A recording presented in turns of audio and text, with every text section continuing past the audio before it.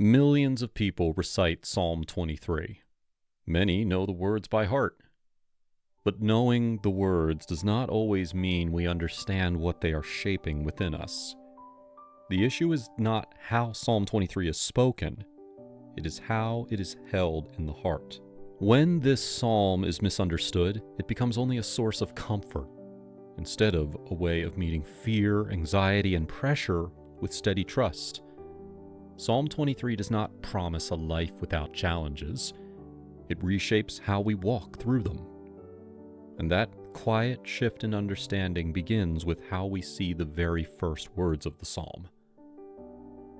Now, when most people hear the words, "The Lord is my shepherd," they imagine something gentle and peaceful. That picture is not wrong, but it is incomplete. In biblical times, shepherds were not passive caretakers. They were active protectors, trained to defend their sheep. They carried clubs and slings and faced real danger. Shepherds fought lions, bears, and thieves. Their role was not only to guide, but to protect. So when David says, "The Lord is my shepherd," he is not describing a distant God, but one who stands close, present, and watchful. David speaks from experience. In 1 Samuel 17, he recalls killing a lion and a bear to protect his sheep. With that understanding, Psalm 23 offers this quiet assurance: God fights harder for you than David ever fought for his flock. Psalm 23 does not say everything at once. It unfolds one line at a time, like steps taken on a path. In the Hebrew structure of the psalm, each verse builds on the one before it, forming a progression of trust. The way it is written shapes how the heart learns to respond to pressure and uncertainty. Instead of panic, it leads toward peace. Instead of fear, toward confidence. Not confidence in ourselves, but confidence rooted in the shepherd's care.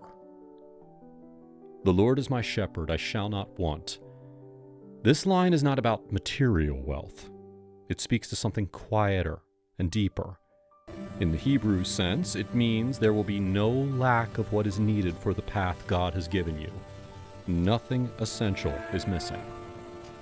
Worry often begins when we forget this, when we assume the shepherd is unaware of our needs. Jesus simply points us to the birds of the air in Matthew 6:26. They are cared for without anxiety or effort. If God does not forget them, how could he have forgotten you?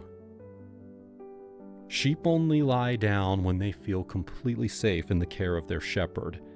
If danger is near, they remain alert and restless. This reveals something simple but important. True rest cannot be forced. God enables this kind of rest. When he is near, the body begins to settle. The heart grows quiet. Sheep will not lie down if they are hungry, thirsty, afraid, or caught in tension within the flock. And before the sheep can even name these needs, God is already watching over them with care. Food is given before hunger sharpens. Water is found before thirst becomes heavy. Protection stands watch before fear settles in. And peace is restored before conflict takes root. And as the heart grows quiet, God begins working at a deeper level. Verse 3, "He restores my soul," moves from outward peace to inner renewal. In the Hebrew, the word restore means to turn back, to retrieve what was lost. There is something deeply reassuring here. God does not only heal wounds, he brings back parts of you that you thought were gone forever. Confidence, hope, joy, trust. We see this clearly in Peter's story. After denying Jesus 3 times, Peter carried deep regret. In John 21, Jesus meets him not with shame, but with restoration. 3 questions, 3 affirmations. Peter was not dismissed because of his failure. He was restored and entrusted again.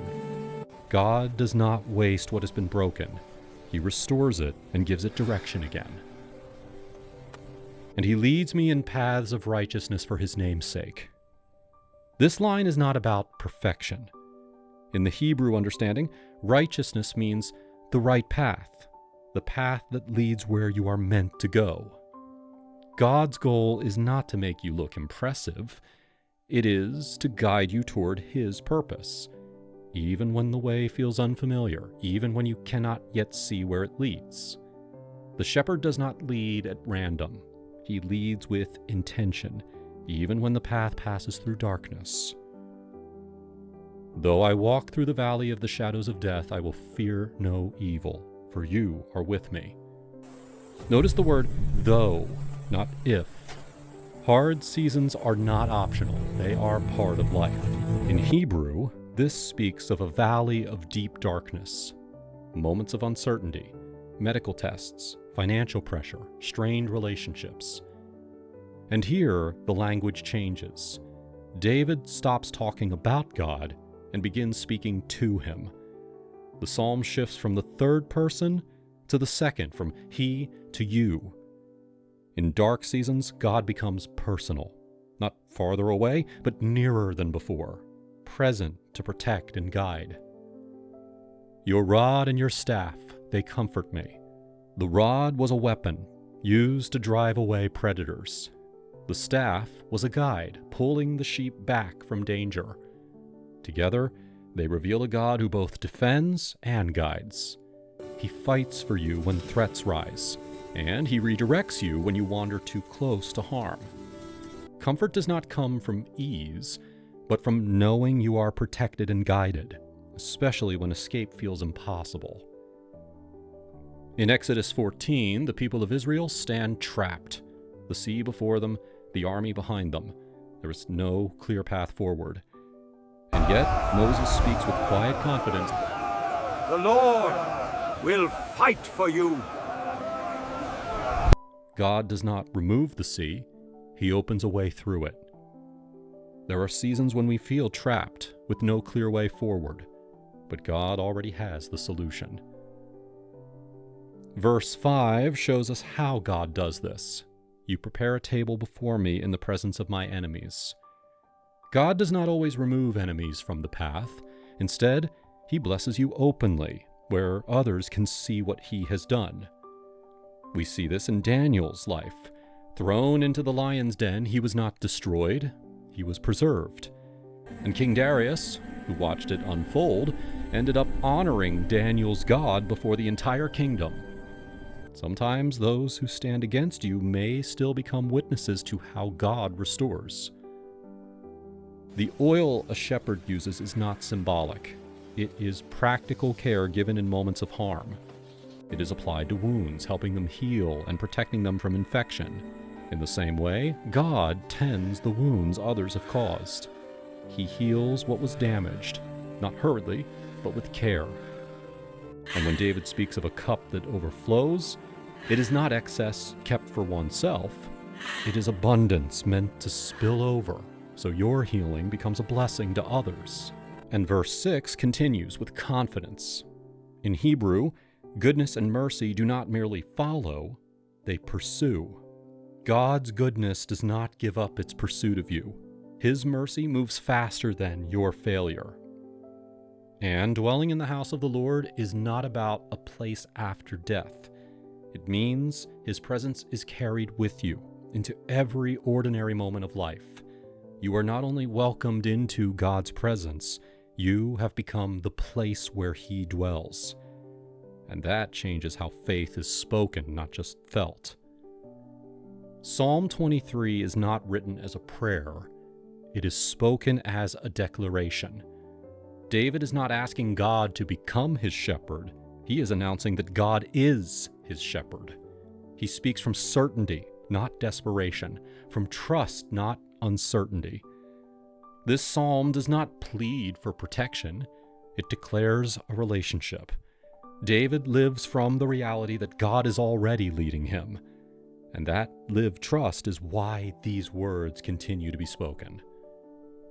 Psalm 23 is read in many places, at funerals, weddings, graduations, and beside hospital beds. Not because it is poetic, but because it speaks to every season of life. These words have carried people through grief, hope, beginnings, and endings. They are more than comfort. They are a spiritual blueprint, showing how to walk through life anchored, unshaken, and held by God. Psalm 23 was never meant to stay on the page. It comes alive when it is lived and spoken in real life. David did not declare these words from comfort. He lived with them under real threat. Tonight, read Psalm 23 out loud before you sleep. Let the words shape how you see your finances, your relationships, your health, and your future. And if these words are becoming your own, you're welcome to write this in the comments, not for others to see, but as a quiet declaration of trust. The Lord is my shepherd. You are not hoping for protection. You are already protected. You are not begging for provision. Your cup is already overflowing. If this reflection has spoken to you, then you're welcome to like, subscribe, and share it with someone who may need these words today. As you go, remember this: you are not merely surviving.